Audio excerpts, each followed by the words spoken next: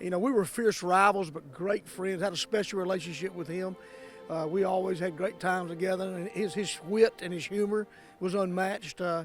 We had an early connection because he was in 82nd Airborne as an Airborne Ranger, and so was my dad, and they missed each other coming out of boot camp, coming out of jump school by about a week before the war ended. So we had a lot of great things to talk about, and that kind of cemented our relationship. And then over the years, we just had some unbelievable ball games, big ball games, the region championships, lower state championships. A great memory is 1998. They went 15-0 and won the state championship. We turned around the very next year and went 15-0 and won the state championship, and kind of told everybody in the state that we play pretty good football in the Low Country. You know, it's a time to kind of think back of what he meant to every player, and certainly myself, and kind of all the things that he kind of instilled in me as a player, as a person, representing the community.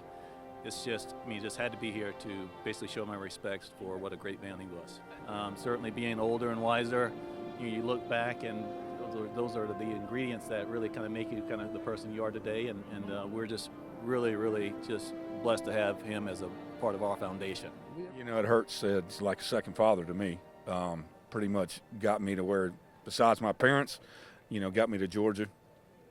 Fortunate enough to play football and baseball and learn basically everything from him about, you know, what it takes to do what you got to do to make it where you want to make it to. He was one tough dude back in the day, wasn't he? It was unbelievable.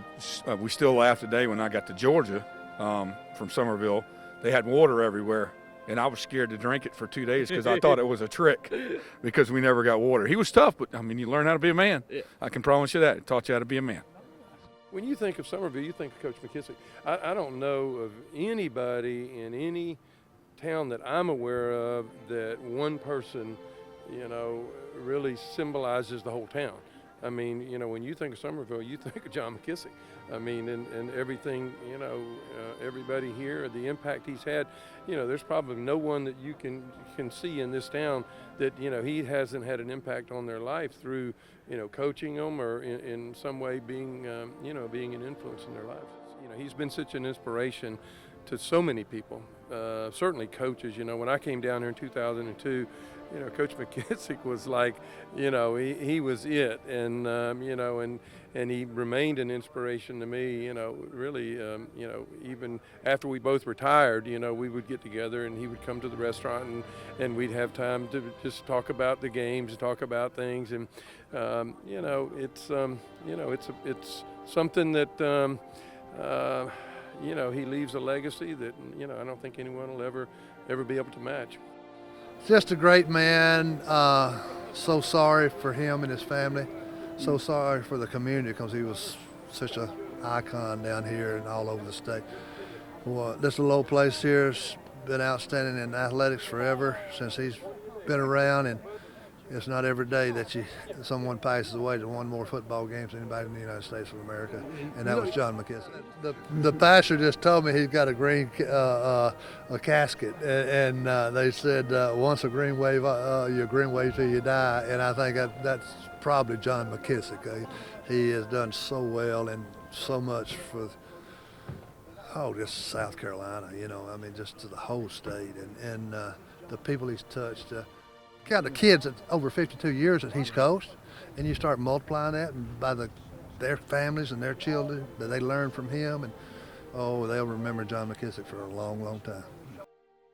You know, just the working hard at everything you do. You know, like even at home as a granddad, is like, you know, he always said, you know, never pay somebody to do something you can do yourself, whether if it's cut the grass, whether if it's wash your car, pressure wash in the house, you know, so all those little things. And that carries over into coaching, you know, all those little attention to details, you know, just kind of, you know, in that preparation. But, you know, just to work hard in whatever you do, whether if it's life, whether if it's your job, you know, to you know, something that kind of shows in order for him to coach for 63 years, just to love what you're doing. You know, if you don't love your job and love what you're getting up going to do every day, then you're in the wrong profession. So it's great for me to be able to kind of carry that on, and that's something I learned from him. You know, from a young age, it's just I always saw that he had such a joy, a love to keep going back, to keep going to work every single day, to get into that same routine. And you know, you could always tell toward the end of summer he was getting itchy because he wanted to get back in that routine. And I have those same feelings. You know, it's those same butterflies before the game. and those butterflies will let you know you love what you're doing. So in any profession, you kind of feel the same thing.